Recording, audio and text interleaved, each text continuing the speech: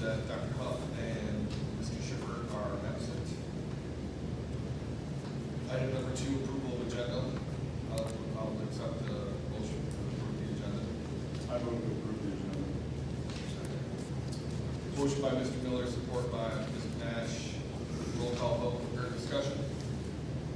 Roll call vote. Yes. Yes. Yes. Yes. Yes, motion passes. Item 3, communication. I have no written correspondence. Ovid-Elsie personnel, no correspondence there. Communication from the public.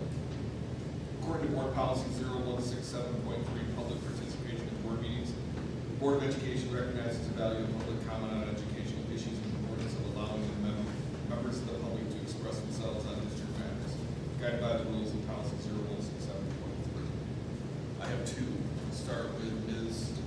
Freshour. Hello, my name is Erin Freshour. I work with the exchange students that you have here at Ovid-Elsie High School. So there are 10 students that are going to be arriving next year for the 2024 to 2025 year, and we are looking for host families for the students. The reason I wanted to address the board today is because I think that a lot of people know about the students, and we drove in, you might have seen a sign that said, Share America Host International Student. Yesterday at graduation, we were handing out seeds of gratitude to say thank you to the community for hosting. But one of the main reasons that we host, or that we have students here, is it is financially beneficial to the school and the community. The reason being is that the students that participate, they're on an F1 visa. That means when they come here, they can go to any school in the United States, but they choose to come to this school, to this high school, and they pay a tuition to be here. So in addition to the money that you get from the state of Michigan, you also get additional funding from these students to the school district that you wouldn't get otherwise from other students. The students also, through our organization, pay a stipend to the host families to help offset the cost of hosting. That's $400 a month, times 10 months, times 10 students. So that's money that's going to come into this community that wouldn't otherwise come into it from these students. We're going to have 10 students next year. Last year we had 7.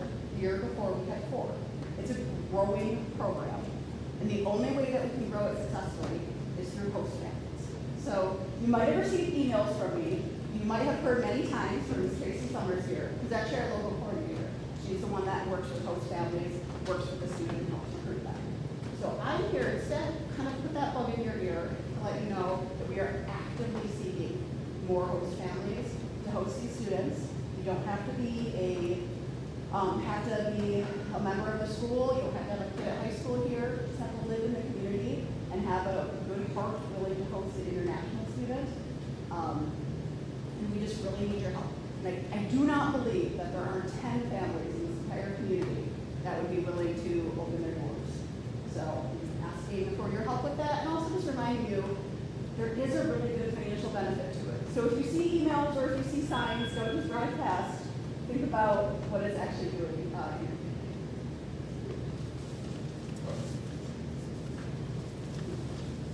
Thank you. Mr. Green. First I want to comment, we still communicate with our exchange student in Germany 25 years ago. So there is value in that. Start with a little story. I was in a group of 25 or so ninth graders in our Dale Carnegie course, and one of the students got up and he started talking very passionately about how important our words are and how our words can harm people and the effects of bullying. And then he went on to say, I've been the bully. And by name he called out 4 or 5 in the room and apologized to them. And a few moments later, every kid in that room was on their feet. It was one big group hug around this kid. And that's just one moment. I did this program in our school for 5 years, and I was in that room for I don't know how many thousands of hours, but literally. I can tell you story after story after story about the value of that to these kids. This last year, we did not do course, and there's not plans that I'm aware of for this coming year. What I'm asking, and the action I would like you to take, I'm asking you to take, is over the next few months, consider bringing that course back for the 25-26 school year. And that gives lots of time to work through the challenges. There are scheduling challenges to fit that in. Jason Torkard does an amazing job trying to fit that into the schedule and make it work. I know he needs more flexibility, and I know the Carnegie people are willing to figure out the schedule. I know that the cost is an obstacle. I don't know if you're aware, at the Capital Region Fund, there is a endowment fund specifically for this program at the school. And this is the only school in the whole country that's done anything like this. It's not done anywhere else. Hasn't been done anywhere else in a public school setting. There's about $200,000 in that endowment fund right now, and it's just sitting there now to grow. But given a commitment that we want to bring this back in the future, that's my green light to go to put my team together to build that fund to help cover the costs, get past that obstacle. So what I'm asking is, give us some serious thought and discussion over the next few months. Make a commitment one way or another, and if we can get that commitment, I can get the ball rolling on helping with the funding and anything else I can do, anything else with my volunteer time. And I also think about the legacy that's going to leave this school. Every time I come in this building, all I feel is pride. And that's my time, and I appreciate your time, and I appreciate all of you folks. I can't thank you folks enough. I know you don't get paid nearly enough for this job you guys have to do, but thank you, and just doing what you do.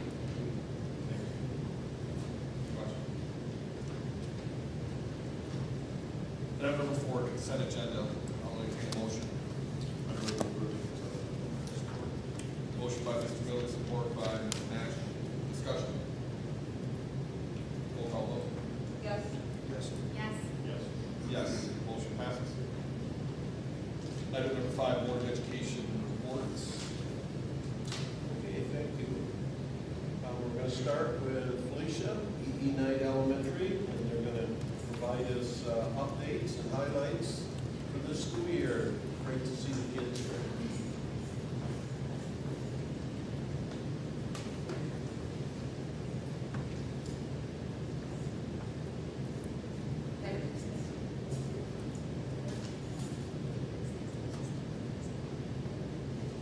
All right, so first I'm just going to do a snapshot of what has been happening at E&I over the last year, just because it's May and it's close to the end of the school year. And then I'm going to present these 3 items.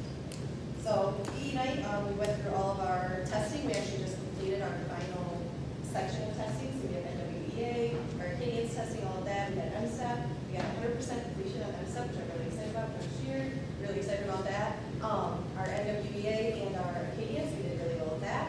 NWEA, we actually made a lot of growth this last time around, so that was really good news. AR is our accelerated reader program, and with that, our students work really hard. They read and they try to meet their own goal, and we have 4 parties throughout the year, each quarter just to check in with them, and we give them a party if they meet their goal. So our first time around, we did donuts and recess. The second time around, we did a hot chocolate bar. The last time we did pizza and recess, and this next time we get to do a water party. So it's really fun, something to really help them strive and really push them to continue reading and meet their goals. Some other neat things that have happened, we had our Marauder matchup way back at the beginning of the school year, and then we also have a recent fundraiser coming up. Our Marauder matchup is our school-wide fundraiser, and our recent one actually coming up this Friday is for our book vending machine, and it's our SOS. So it's really exciting to get that. We have a fun run that the kids have been raising money for, and then we have modern equipment is gonna match our earnings. So it's really exciting to get that vending machine into our building, and that way students can earn a coin to use at the vending machine. And we have a big surprise for the students on Friday. So just really exciting event coming up. And then looking forward into the future, the next couple of weeks actually, we have our field days, our class picnics, our last day art party, and then we have an award assembly, and then we walk our fifth graders out. So there's lots to look forward to, but like a quick little snippet of what's been happening there. And then here I have Kaden Harnick, Roman Robinson, and Hickory Hart. These are 3 fifth grade students. They came to me right before spring break, and they said, "This year, can we put together a EE night newspaper?" And I thought, you know what, that's a really good idea. Just a way to communicate with the students, other than getting like the weekly news from their teacher to their families. And I thought, that's a really good idea. So we kind of let spring break go on by, and then we sat down together kind of as a little committee. We created a template, and we shared it on Google Docs, so we all had access to it. And so these 3 young men get together every week. They create this newspaper, and then we send it out on Fridays to all the staff and students. So they all get a paper copy to go home, and they called it the Night's News. And their slogan is super cute. It says, "Unite, not know what we do." And so they give the kids a weather checkup. They give the students what to wear for recess, how the weather's going to be, and what to wear. They put the lunch choices on there, so they know what the lunch choices are for the week. And then they put a lot of fun other things. So like when the MSTEP is going on, they prepare the students to tell them, have a good night's rest, have a good breakfast, and things like that. So I will have them pass it out to you, and then I'm going to let them share a little bit more about it. This is just like a snippet, a little packet of some of the night's news, a couple of the additions that they've done.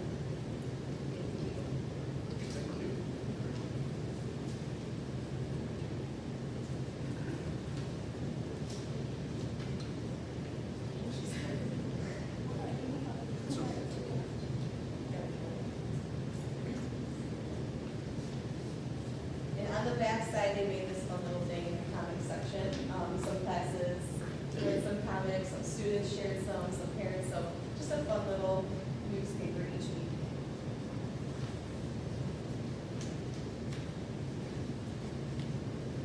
I'll let me first peek for this week.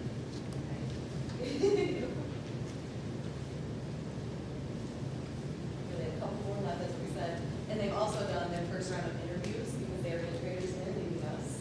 So this last week, they got to sit a couple students down that applied to take over the newspaper job. And so we had 1 4th grader and a couple 3rd graders. So they did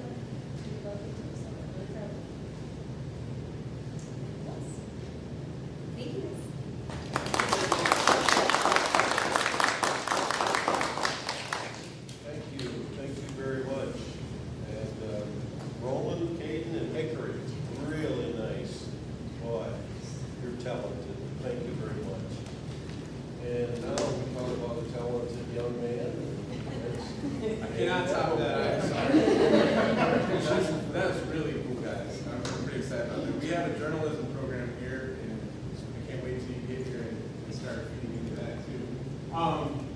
In 2005, I got my master's degree from Wayne State in Library and Information Science. A couple years after that, I was working in a high school library. They asked me to come back and join in a conference. And it didn't seem like a big deal. I was going to sit on a panel. And they're like, well, do like 10 or 15 minutes to introduce yourself, maybe a PowerPoint. And I'm like, okay, no big deal. And I get there, and there were thousands of people. And it was interdisciplinary. I still get nervous, like, thinking about, like, the room. And I'm like, oh my gosh, okay, well, this isn't a big deal. I just got to get up there for 10 minutes, not a big deal. And the, probably should do Dale Carnegie. And the, to be honest, I should do Dale Carnegie. But the lady who went before me, her dissertation was on presenting. And so she had images, and like it was very emotionally moving, and she had a script that she read very naturally, and it was all very rehearsed and practiced. It was amazing. We were laughing and crying. She was barely saying anything. It was just the images going behind her. And then I had to get up, and it was basically a condemnation of boring PowerPoints, where you just read the slides. And I get up there, and I'm like, hi, a PowerPoint. Everyone laughed. And I've never gotten any better. All I learned was you start with self-deprecating humor, and then maybe everyone will come along with you. This slide deck was made by AI, and Mrs. Dilo is going to talk some more about how we've been dealing with AI and thinking about AI in education. I fed my outline into this program. It spat out a bunch of slides. I did a little bit of editing. None of this text is mine, and I didn't change it. It doesn't sound bad. Going to read it. But I just wanted to point that out, that we are thinking a lot about AI right now and how it fits into schools, and when it's safe to use, when it's smart to use, how it affects the classroom in general. And to me, it feels a lot like when the internet came to schools.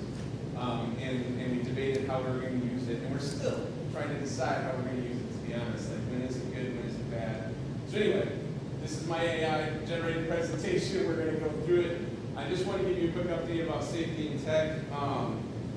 So the first thing, we have a safety committee now. It's Carl Dalby at the high school, Keith Kingsbury at the middle school, Jenny Roberts at E9, Sarah Skurdman at Leonard, and Melissa Jones.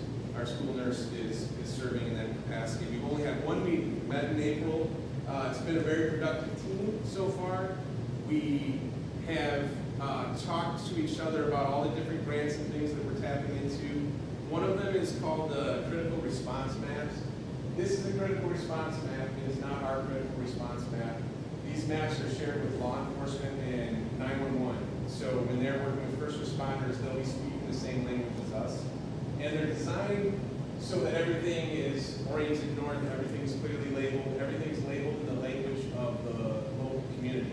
So the person making a phone call doesn't need to know what this map looks like. The words they say are going to be on this map and help the responders orient themselves to where they're going for whatever the need is. It was a grant, the whole state's doing it, which means that all these different municipalities, including public schools, have maps like these. So it kind of locks in a way of talking about an incident for the first responders. So that is completed. The maps are in our offices. They're not public documents. They're just documents for us to use in emergencies and to have correct information with 911. So that's an ongoing thing that will be continually updated. And there's a whole history to the company that does this. I won't go into any of that, but like it's relatively inexpensive, and it was funded by Ukraine. So it was done for us, and we can inexpensively keep it going so that we have a map that allows first responders to know exactly where things are at when they need to come to their buildings. Then the 31 AA grant is in progress. I think I mentioned this before, where the main focus of it will be the fire system at the middle school. We have a consultant working with us on that, and it's something that we'll bring to you in June for approval if all goes well. And then we'll be looking at that budget too for adds to our lockout system, which is the boot and alarm system, where we get into the buildings, including outdoor bathroom emergency lights. We've gotten feedback from community members and staff saying, hey, this space, when this goes on, we don't have quite enough communication happening. And some of these things are things we'll do one way or another, but the hope is to use the grant money to help us supplant some of the costs there. Same thing with camera and door ads. Our administrative building, which we'll talk about later, the one we had there today, is still not on our door system, and it's just a cost thing. In the last time we did a project, it just didn't seem worth the money, but it's something we're looking at to how can we make all of our buildings really function the same way. And then the paging system upgrades, it is now set so that all of our buildings can dial a code to make an announcement.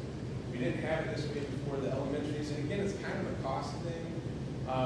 When we updated our phone system, we didn't tie it in every single building, but now we have it set that way, and the idea is that any staff member in any room in any space can make an announcement to share information, to say, I need help with something. It's a kind of a small tweak to existing systems. It took some programming and parts and pieces to make elementaries work. And it's also something where we could, if needed, make an announcement across the whole district. So it's a quick way to share information. It's another way, it's one of many different layers, including radios. We already have a relay system for our buses, and each of our buildings has access to bus radios. We're kind of working on protocols where we might use that in an emergency situation. But we also have local 5-mile radios that are like 16 channels, and the only building that didn't have them was the middle school. We've added them, and we're adding protocols that would include, I'm taking a class outside, I know that radio is live in the main office, I can communicate, even just to say, so-and-so is here to pick up their student, that kind of communication, but also emergency communication, so that if you're outside the building, you still have a way to let people know what's going on, or hear from them. And then the lockout boot signs, this is the sign that is now on all of the boots. And the boots, it's a metal-looking mailbox thing by every door, and inside of it is a plate that keeps the door shut. They communicate to each other through a Bluetooth network. And we were just trying to find a simple way, like we can train our own people, but when a substitute or someone's in the building, how do they know what that is? Especially when it starts talking to them. We're trying to get a quick visual, and we went through a bunch of different iterations with the company. They didn't have this yet, but they were like, hey, this is a good idea. We'll make something for you, and we can tweak it as time goes on. So we settled on this, feeling like it had enough information. If someone really wants to, they can scan the video. There's all these instructions are in a subs folder and that sort of thing, but there's people from Clinton County RESA and others throughout the district who come in for whatever reason who might not be fully trained on how that system works. And kind of the next steps with that, we're going to work on training for next year, safety training. The county will offer us active shooter scenario training. We haven't decided if that's what we want to do yet. We wanted to just go through some of the basic systems, and then our medical response team at the high school, we have a full protocol. And we'd like to build that out so that all of our buildings have a quick way to respond to medical emergencies. And then I did attend our Michigan State Police Safety Conference, which one of the next steps that came out of that is developing a standard unification plan. And this isn't just for like the big crises that make the news, but anything could happen. Number of people off, I don't know, that is insane. And you might have to reunify somewhere else, not the building that you're in. And I got a lot of good information, and that's something the committee's going to look at together. Like, okay, how can we package this so we're ready to go for any event? And some of the advice I have is very simple. It's things like having the form that you're going to have a parent fill out to pick up a kid. You want to slow them down mentally when there's a crisis and emotionally, and give them something that, like, I know what I'm doing. I'm putting my name down, I'm putting the birthday down. You know what I'm doing. Anybody else who gives you a physical record, you can have the vest on, so people know you're the guy or the gal to come to. So it's a bunch of stuff like that that we can pre-package so that everyone's ready to have a reunification if ever needed. And it's the type of thing you hope you don't need, that you don't have some sort of crisis situation, but it's very useful exercise, I think, for every building to know, like, okay, in any situation where I need to not be in the space we're used to being in and still get students back. The point the law enforcement made was, fire gets the flames, police get the crime, emergency workers get the injured, but the school gets the kids. Like, that's our responsibility in any crisis, is how do you get everyone where they're supposed to be. So that work's coming. And then It was funny too, using AI, like it laid everything out different than I would and made connections it didn't make, which I think is a positive, but I still haven't really decided. I'm very used to I'm just gonna read these bullet points, but we talked about ECF funded devices earlier, I think, and this is transitioning from safety to technology here. We've issued the Chromebooks that we've got. This was the last of the federal funding that was related to COVID essentially. And all of that is done now.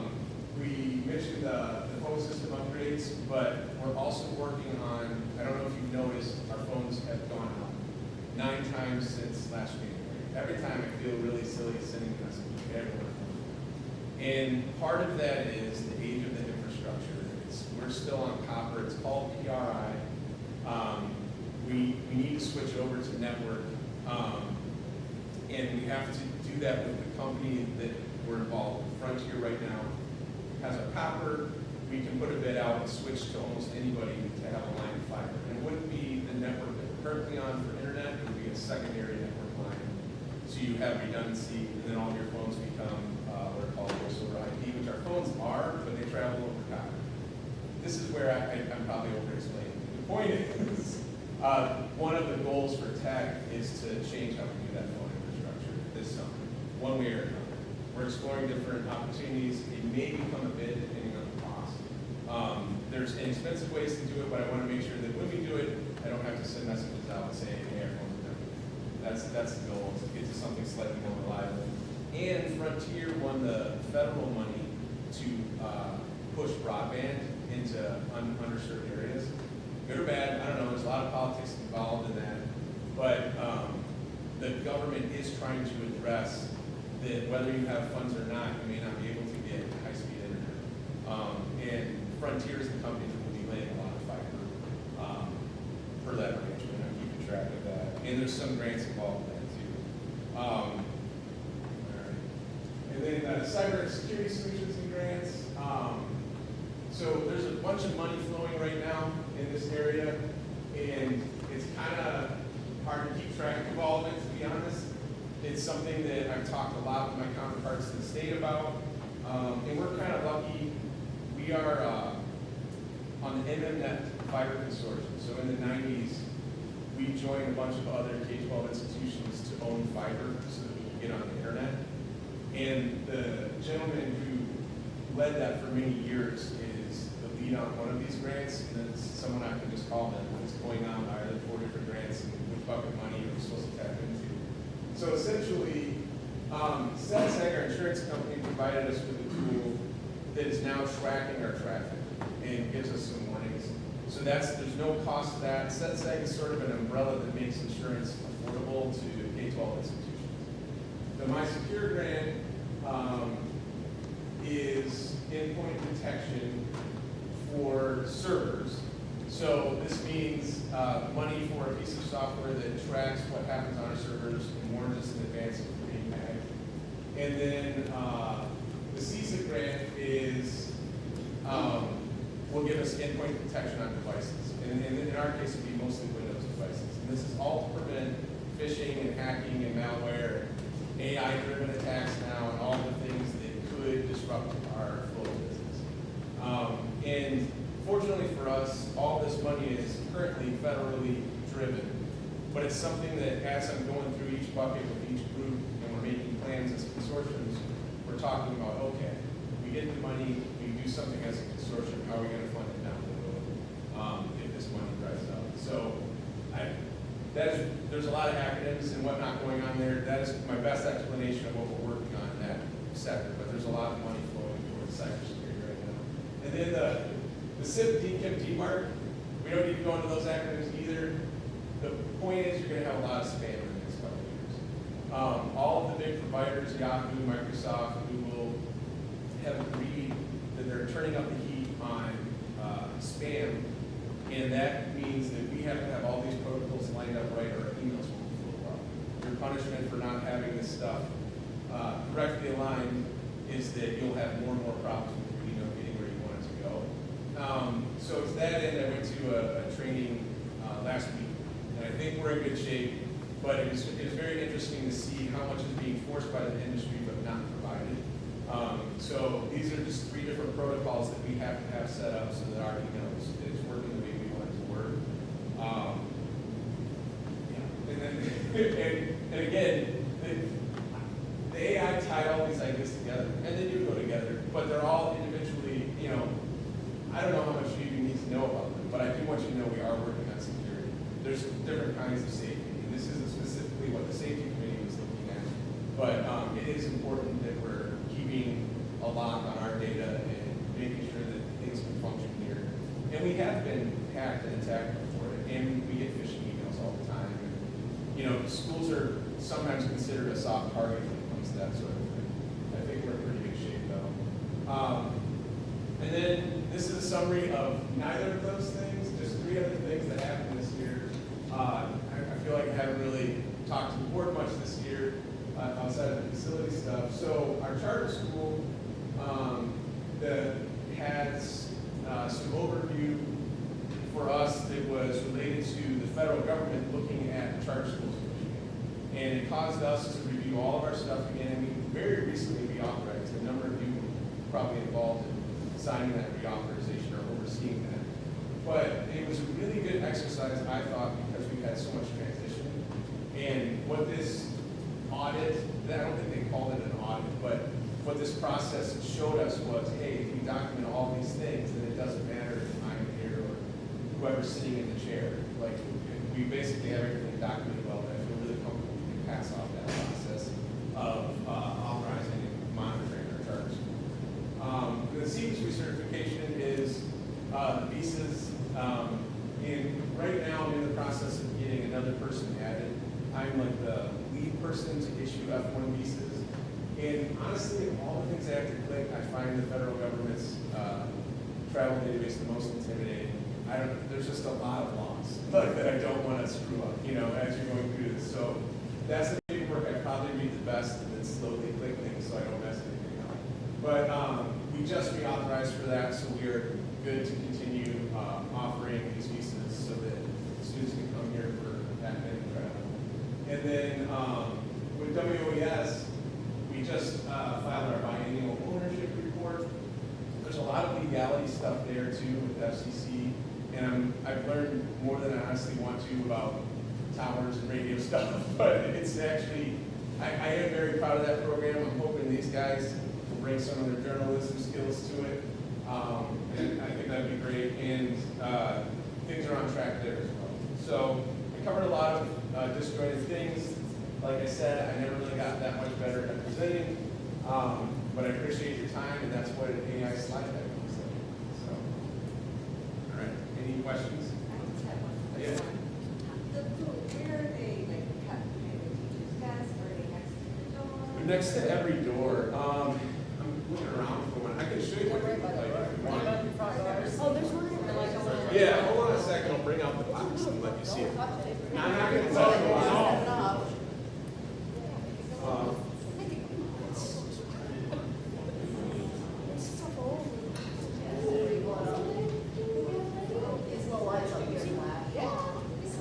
Yeah, so this is a plate that goes into the ground, and there's straps on the doors, and there's holes in the ground that we clean every summer, make sure everything goes in well. And that's something when we do a drill that we're looking for, like what isn't working. This is the mailbox-like device that it sits in. There's a little bit on it, and this is basically the Bluetooth speaker.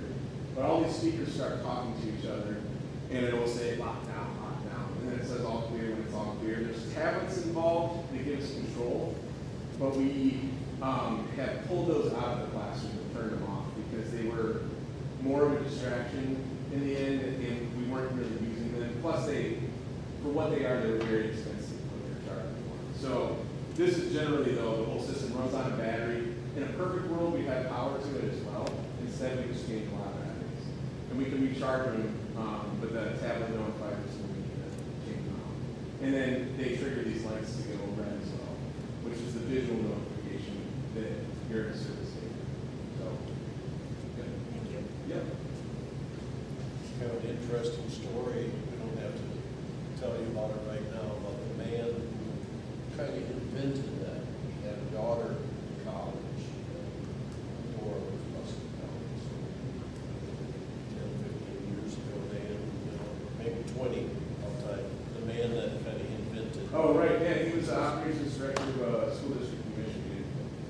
daughter was at Virginia Tech, and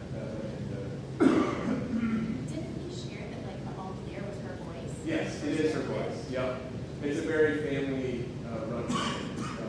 His son is a mascot. I don't know what that says. Bobby and Boots. But we've never had. I don't think we've ever had dogs come out. But Any further questions for Dan? Thanks, Dan, appreciate it. yep.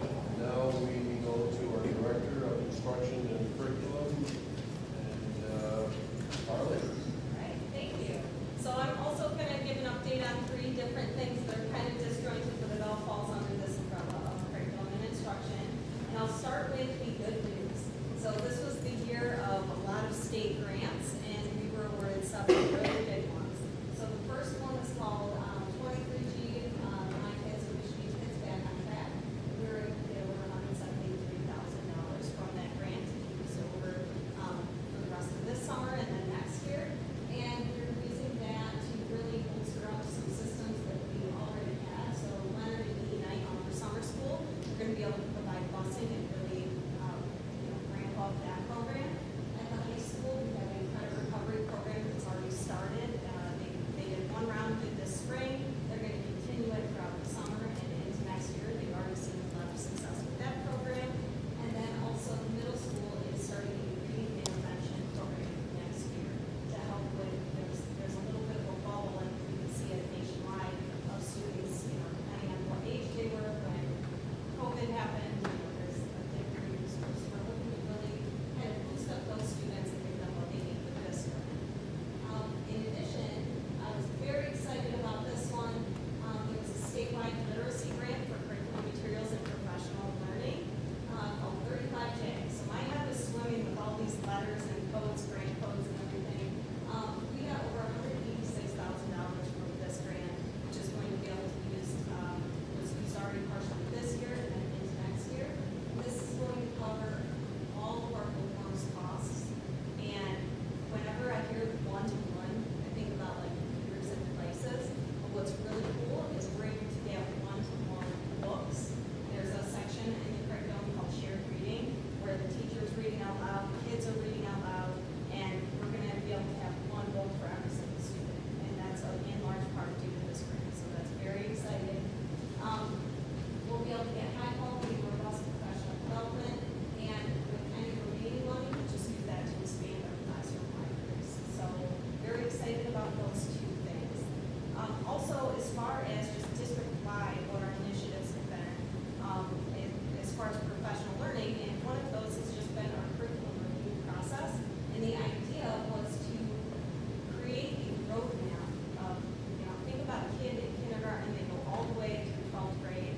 And so what is the roadmap for that? What does it look like at each grade level? And of course, you have the state standards, but those are massive documents. And so what we did K-12 is we tried to create this roadmap.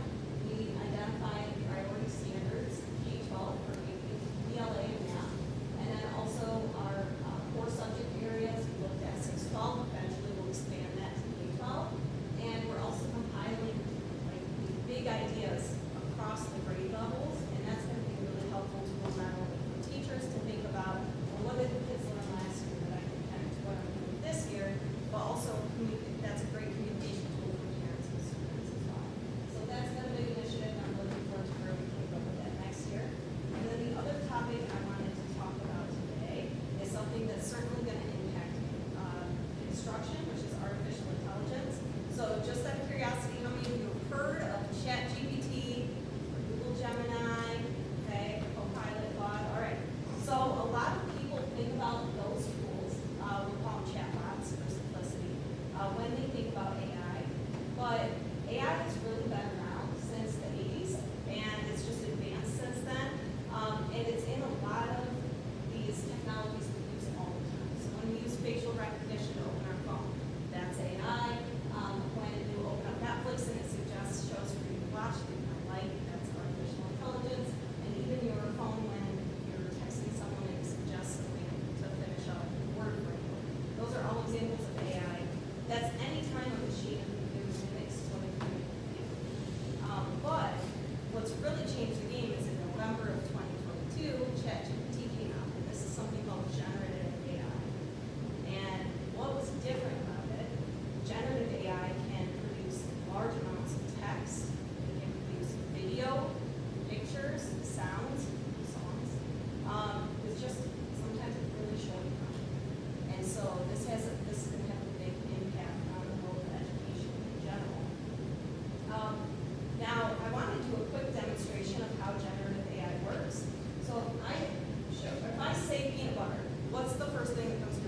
butter and? Okay. What about salt and? And then what about spaghetti and? Okay, so what's interesting there is usually people think of a couple of different things after they think spaghetti. You go, okay, spaghetti and, I don't know, cheese, meatballs, pasta sauce, like, which one is it? But that thought of which one does she want me to say? Which one is she looking for? That's usually the next part of the thought process. And what people usually end up with is, oh, she's probably looking for spaghetti and meatballs.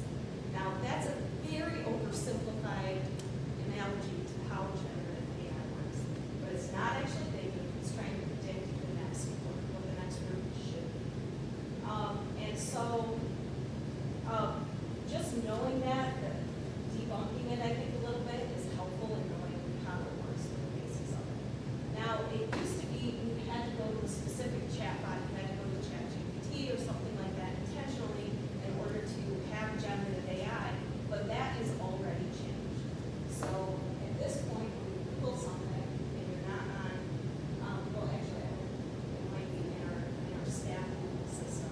But if you Google something, you'll get an AI overview that will summarize all the search results. This next box is from Amazon. You'll notice if you are an Amazon review reader and you like to read those reviews, now at the top is an AI-generated summary of all of the reviews. And then also, if you go into the new Google Doc, there's a help you write tool that pops up.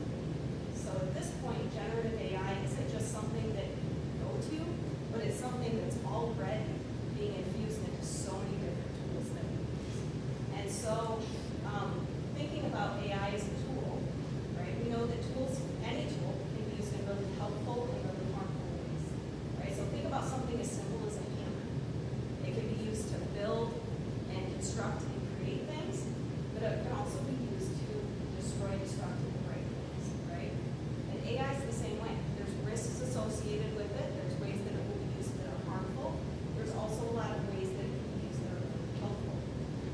And just because it can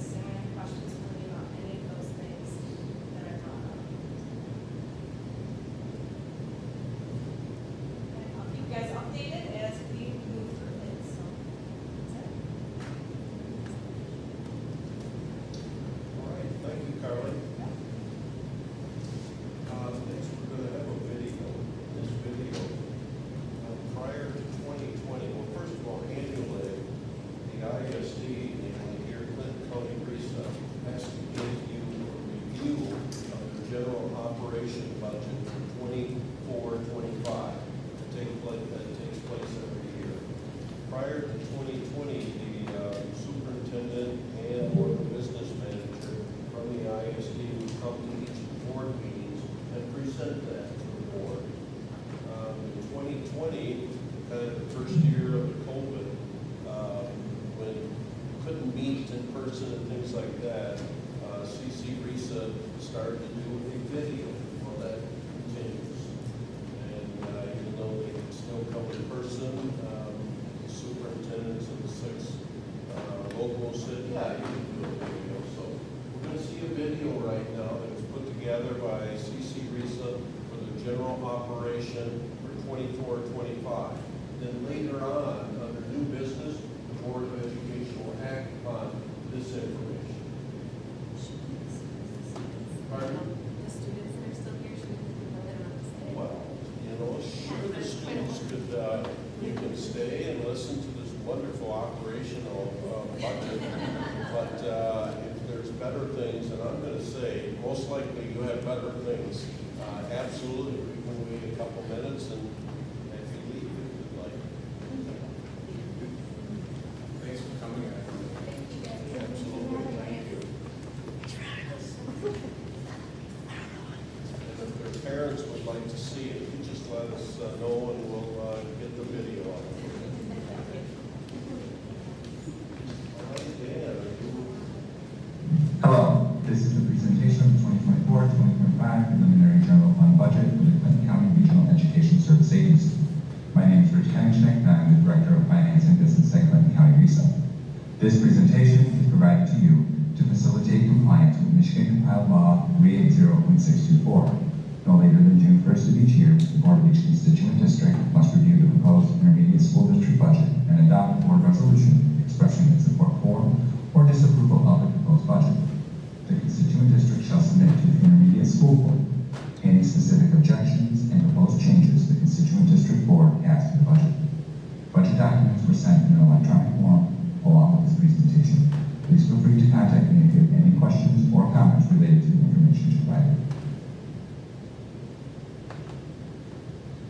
Please note that this presentation is for the general fund only. In addition to the general fund, Clinton County RESA maintains the Special Education Fund, Vocational Education Fund, and Capital Projects Fund. Our budget assumptions, for the most part, will impact all funds. For 2024-2025, we are projecting conservatively a 3% growth in taxable dollars. Retirement expenditures related to the unfunded actuarial accrued liability, known as UAAL, will be offset by revenue from the state. The percentage used when calculating UAAL funding is still up for debate, since the governor's proposal projects a rate of 10.58%, which will require legislative action to go into effect. Clinton County RESA has chosen to be conservative and estimates 16% when calculating UAAL revenue and expenditures. Section 81 funding for ISD general operations is expected to increase 2.5% based on the governor's proposal. On the expenditure side, Clinton County RESA salary and wage projections include steps and a 3% increase per negotiated contracts. We have also taken into consideration the increase in health insurance caps. Please note that the cost of overall Clinton County RESA support and operations are shared on the general and special education funds. When you review the summary page of the general fund budget, you will notice revenue sources, other than federal sources, have stayed relatively the same. The increase in federal sources is due to an increase in expected Trails grant expenditures, which directly correlates to an increase in grant revenue. The Trails grant funds are expected to be fully expended in the 2024-2025 fiscal year. I would now like to highlight a few other grants, which will have significant impact on Clinton County RESA, as well as our local school districts. The Health Resource Aggregate Grant was expected to end in 2023-2024, but the funding has been made available for the 2024-2025 fiscal year. This is a program funded by the local health department to assist with COVID concerns. The 2024-2025 budget includes 2 nurses who are shared by local school districts in Clinton County. The state continues to fund mental health initiatives through the 3196 grant and before and after school programming through the 32N grant. Clinton County RESA will continue to receive funding through the Regional Assistance Grant, which is used to support schools identified by the state for comprehensive support and improvement. Generally, grant expenditures, increases and decreases, are offset by increases and decreases in revenue. So there's little to no impact on the financial bottom line. That being said, the administration of grants takes considerable of the county resources, grant funding, taxes both the business and administrative side of the organization. Other items of note are an increase in instructional services costs due to a proposed new school improvement consultant position, which will help administer the regional assistance grant and provide support to both the department and to local school districts. You will see a decrease in expenditures related to the Clinton County Reset Book Program, which directly correlates to an increase in 32P6 funding, which covers a portion of the same expenditures. Donations to the Clinton County Reset Book Program in excess of expenditures are held in a restricted fund balance for future use. Based on its budget, the Clinton County Reset General Fund is expected to reduce its fund balance by $140,651 in 2024 and 2025. The past few years, Clinton County has been setting aside funding for succession costs. So, this projected loss was anticipated and fully planned for. The fund balance to expenditure ratio is expected to be 5.07%, which is skewed by the $50 million Clinton County receives as part of the 32N out-of-school time grant. Clinton County Reset is a flow-through agent for these funds, so while our expenditures are expected to increase by $50 million, our fund balance will not. For this reason, I've calculated the expected fund balance to expenditure ratio, not including the 32N funding, to be at 34.07%. If you take into consideration funds committed for specific purposes, the ratio is 4.3% or 28.86%, not including 32N funding.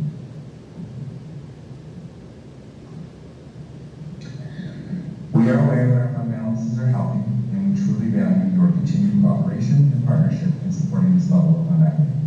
As discussed on a previous slide, Clinton County Reset has prepared for the succession of individuals and is using fund balance this year accordingly, while also preparing our future succession needs as they become necessary. Clinton County Reset is also in the middle of phase 1 of the Educational Center remodel project. This is a very costly but necessary project which will focus on updating the classroom facilities and overall building security. Finally, I'd like to draw your attention to the Clinton County Reset staffing numbers. This slide is a snapshot of the number of employees at Clinton County Reset as of March 31st, 2024. It's noteworthy that the staffing information provided in last year's presentation as of March 31st, 2023 shows Clinton County Reset with 186 employees. Primarily through the use of grant dollars, staff has increased by 17, or 9.14%. The staffing increase and the ability to target resources to areas of need is an indication of Clinton County Reset's ability to adapt and to adjust to challenges as presented.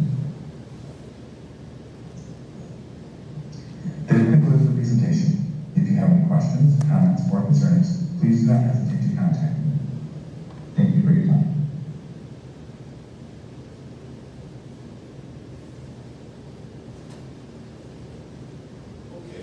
I've got a few items from the superintendent's office. First of all, the Finance Committee for Ovid-Elsie's 24-25 budget. The Finance Committee will meet on Monday, June 10 at 6:30 p.m. So that meeting is scheduled for Ms. Thompson, Dr. Hall, and Josh. New board member elections. We have 3 individual board members that their term ends at the end of this calendar year.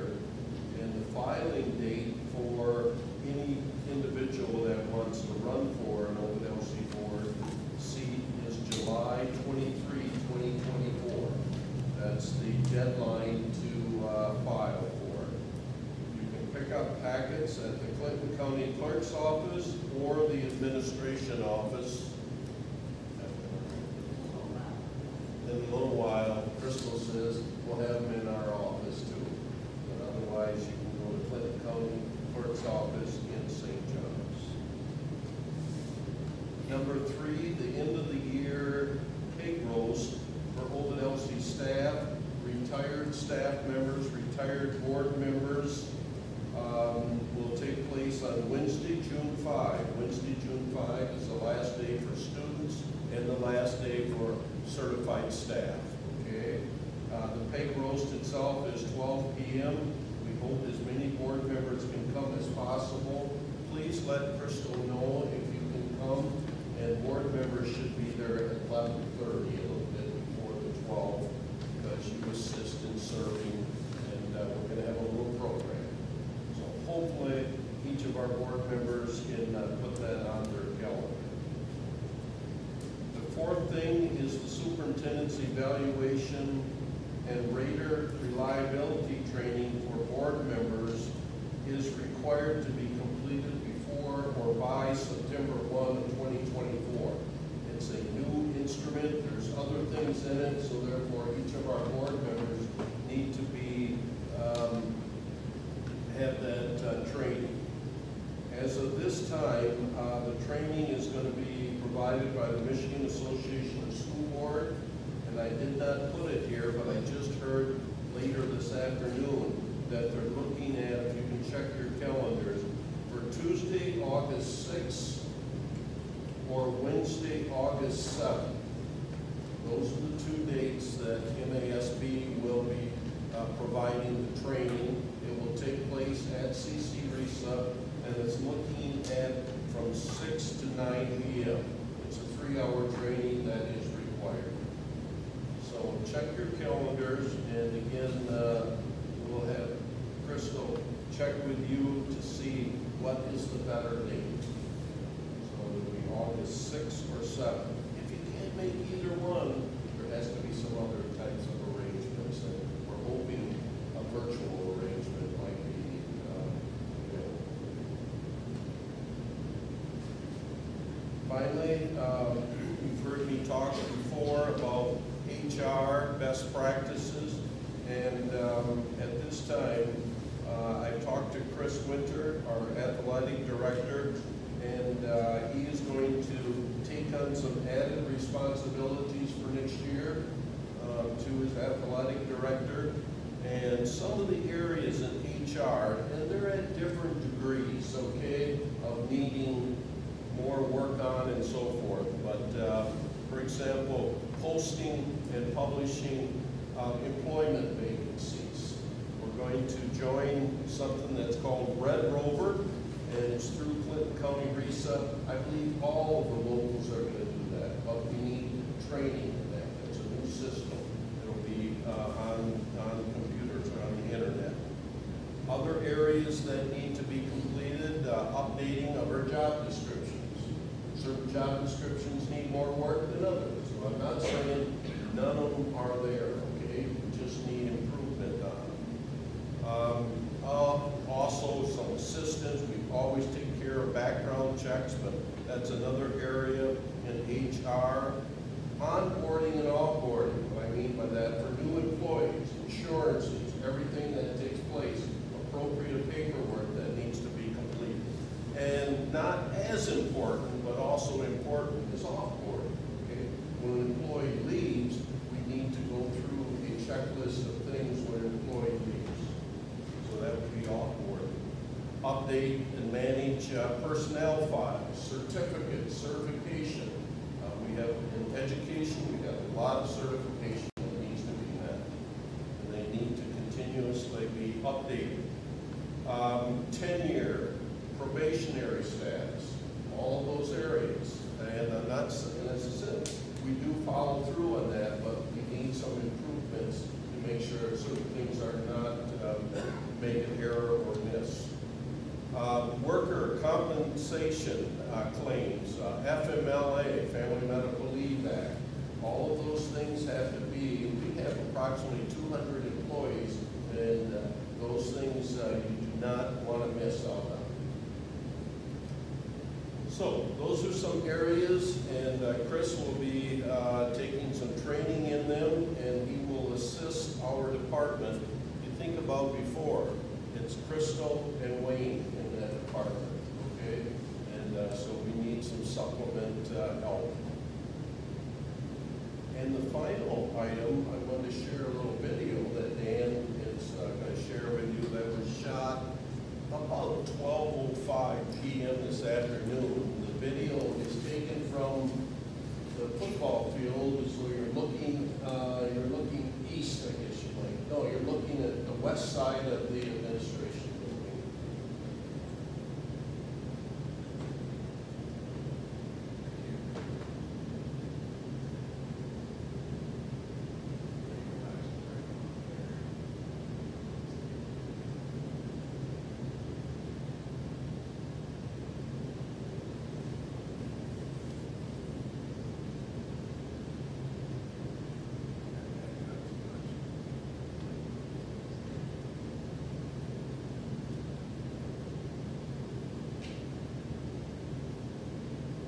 Crystal's right there, Lee's around there.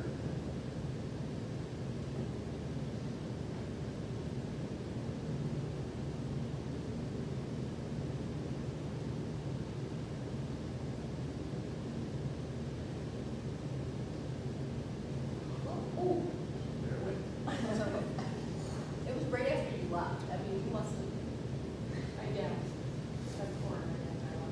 And when that thing flew up, I was in the administration office, I thought someone let a firecracker or a bang, it just thought, what's happening? So you can see this guy From the bathroom. From the bathroom again. And then, within minutes, first of all, I didn't know what happened.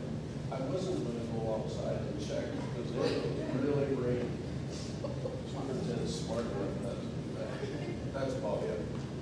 But all of a sudden, leaking coming through several different areas, especially in the little kitchenette area, the bathroom, my little corner where I am, and Crystal's office. So first thing, oh, I've been in education all these life. Oh yeah, these flat roofs, let me get some buckets. You know, it's like catching Niagara Falls, you're not gonna catch water with buckets. So you just started moving papers everywhere to get out. The conference room stayed dry, and Ben's office stayed dry.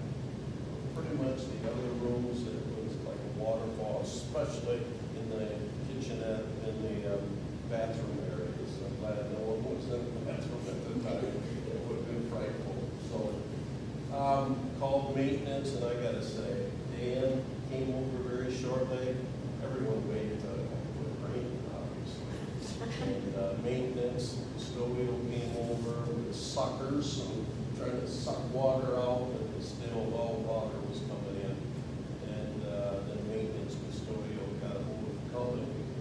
We came in and tried to, they were there 10, 15, or 20 minutes.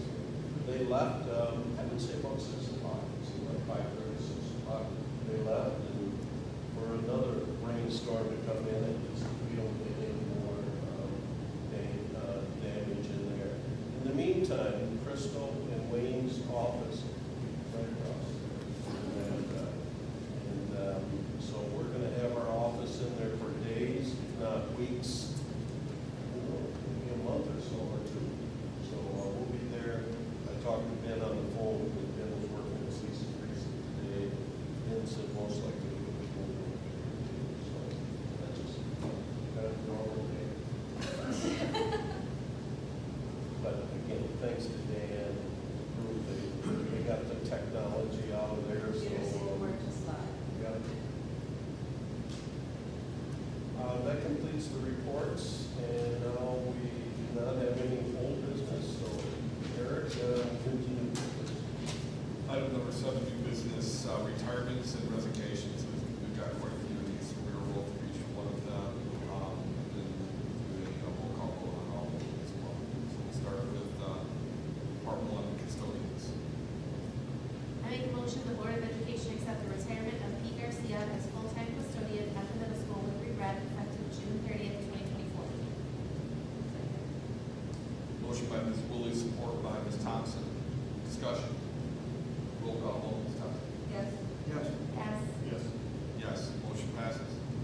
I make a motion the Board of Education accept the retirement of Kevin Russ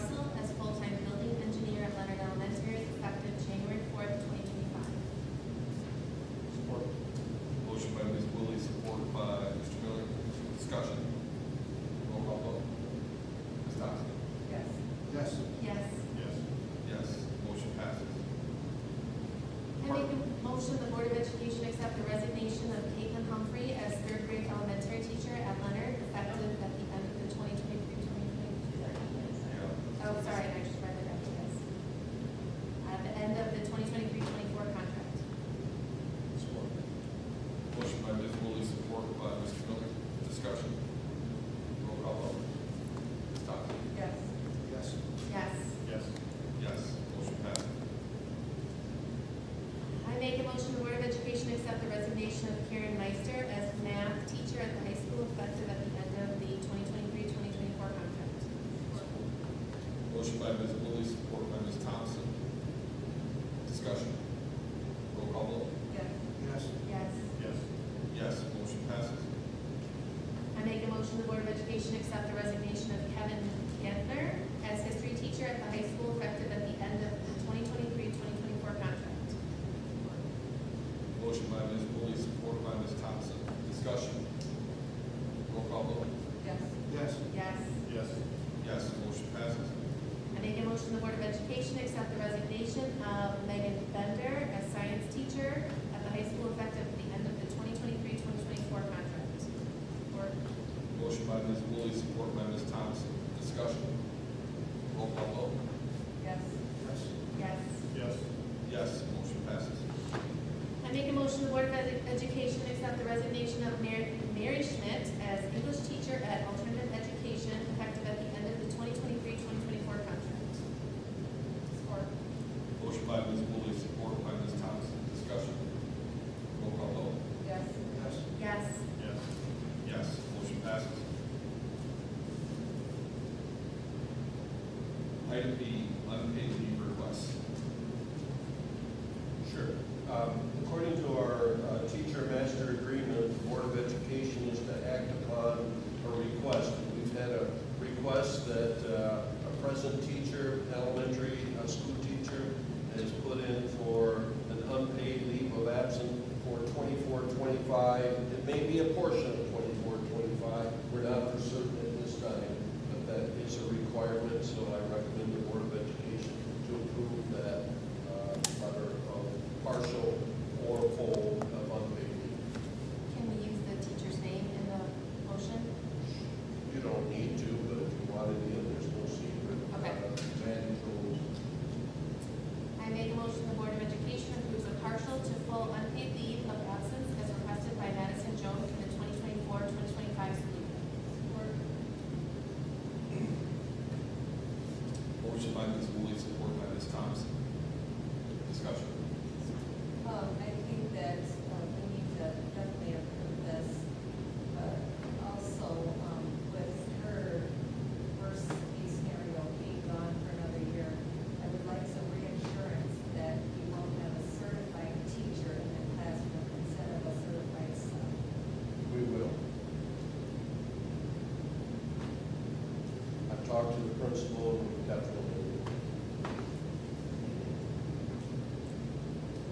Any other discussion? Roll call vote. Yes. Yes. Yes. Yes. All abstain. Motion passes.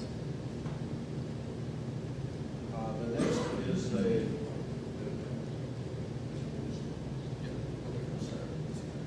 Section 127 plan. That is a plan that provides, I'll just read it here. This plan is for qualified Ovid-Elsie teachers that allows them to provide tax-free educational assistance based on loan payments that have been made. The loan repayment is a program through the state of Michigan. It's called the Categorical 27K.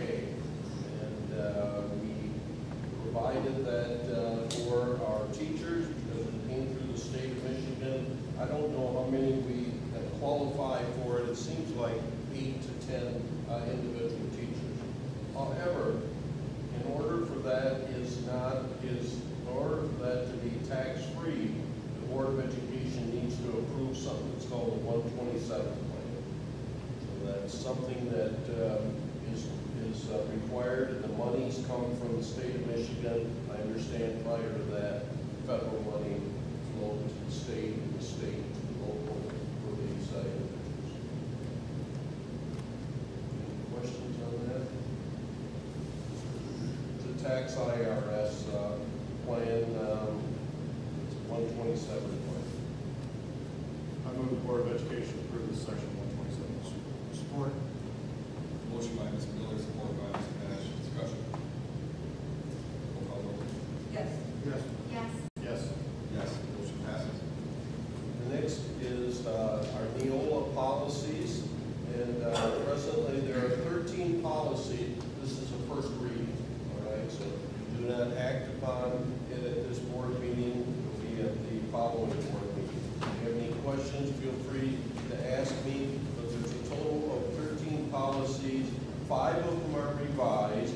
1 is rescinded. In other words, it will be taken out of the board policy. 6 technical corrections, very minor little technical corrections, as small as making something plural or an A instead of an and or vice versa. And there's 1 new board policy, and the new board policy is, right here, just a moment. Someone will find it before me. It's policy 6350 on prevailing wage. And what that really is that designated person in Ovid-Elsie area schools has to be appointed to have, so that we follow prevailing wage. At this time, it will be the superintendent / business manager. Really, it will be handed by the business manager in his or her absence. Any questions on any of those policies? It's pretty straightforward. It's law, okay? It's something that the legislature passed, and or there's one that the Supreme Court revised.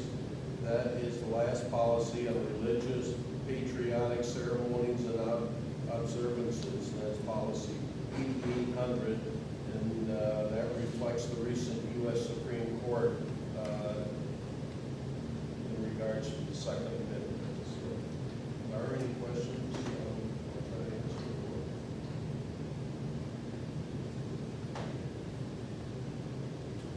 Now you table legal for old business for next time.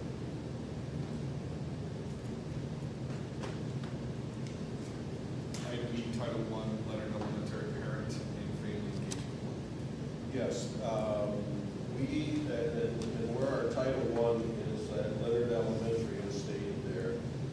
We're having a review of that this year, and we're going to have a on-site, it's about the first week in June, but Carly's been working very hard on it, and so has Rochelle, and Ben from the business office, and myself. But that is a family plan or engagement plan that needs to be approved.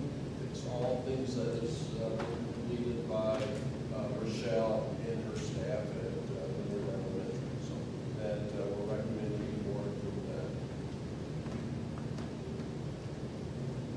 I'll entertain a motion. I move the Board of Education approves Leonard Elementary parent family engagement plan as presented. Motion by Mr. Nash, supported by Ms. Woolley. Discussion. Roll call vote. Yes. Yes. Yes. Yes. Yes, motion passes. F is the, follows up on the video for the CC General Fund Budget Review and Resolution. There's a resolution that the board needs to act upon, and then we send that over to CC I'll entertain a motion. I move the Board of Education approves the resolution supporting the County Recent General Fund and operating budget for the 24-25 school year. Support. Motion by Mr. Nash, supported by Mr. Miller. Discussion. Roll call vote. Yes. Yes. Yes. Yes. Yes, motion passes. Next is parking lot resurface. We have budgeted for resurfacing of our parking lots, and the bids went out, and we're open, and I'm gonna have Dan review that. We had 2 bids that came in, and you'll see what our recommendation is after extensive review. Yeah, we're recommending the low bid statewide bid website, which pushes it into other sites. I prefer getting more bids than we got, but they're both actually in line with the rates when you look at it. It's 12 cents to 28 cents per square foot for seal coating jobs in Michigan. We reviewed them, the other bids that are currently open that we can see, and we got one for 13 and one for 26 cents. So we're recommending one for 13 cents. I included in there a breakdown of all the pieces of it, and we were a little nervous when one of the bids was twice the other bid. We're like, hey, what'd you miss? But we did post-bid interviews and went through that with both companies. They're both reputable. They both worked for us before. The one we're recommending today, Wolverine, most recently they were the sub when they did seal coating in Eaton.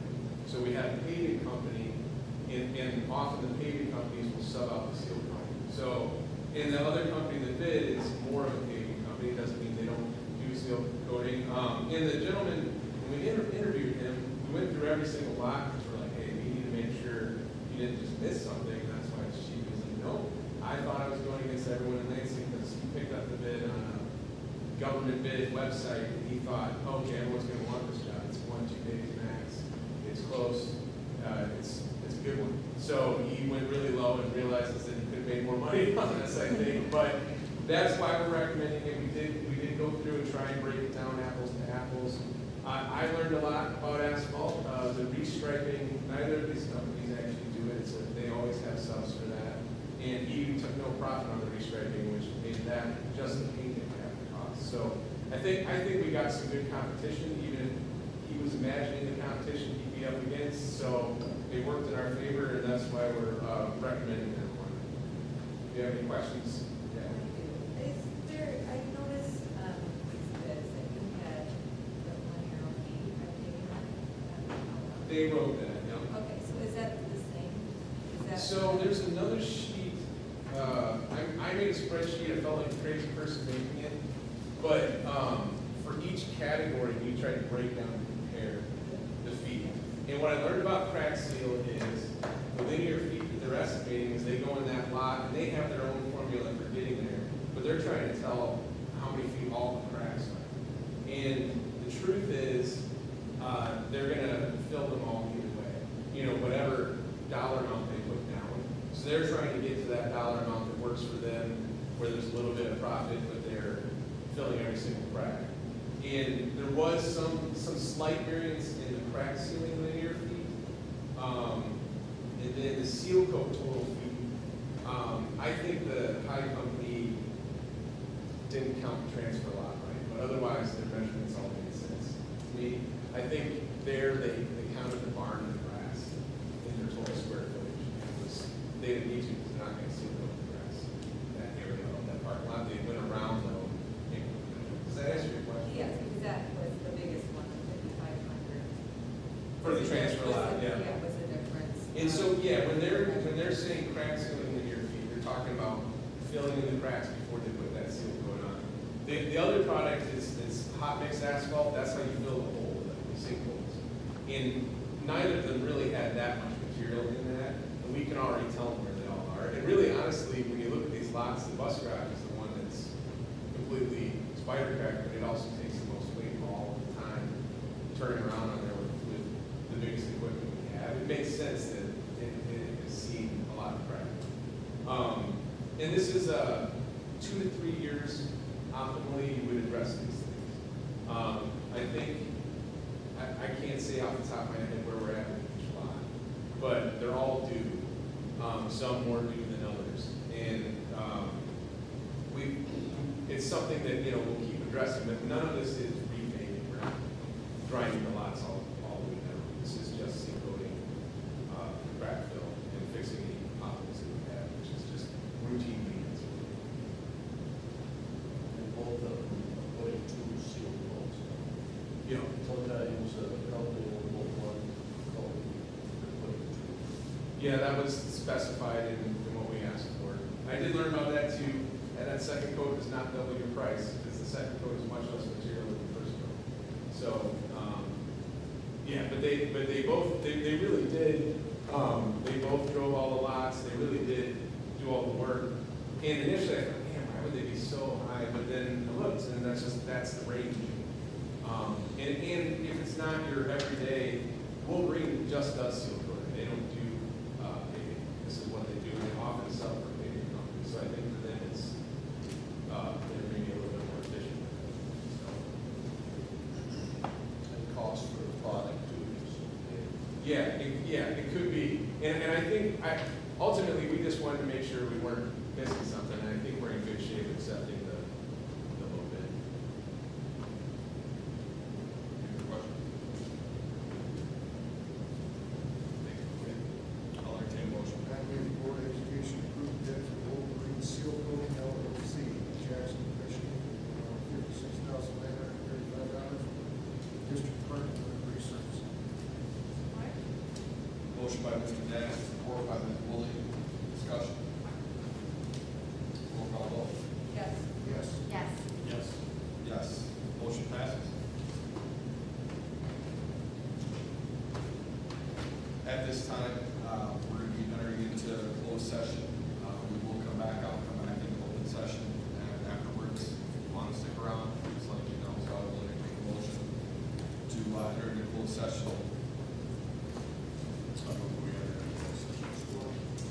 Motion by Mr. Miller, support by Mr. Cash. Discussion.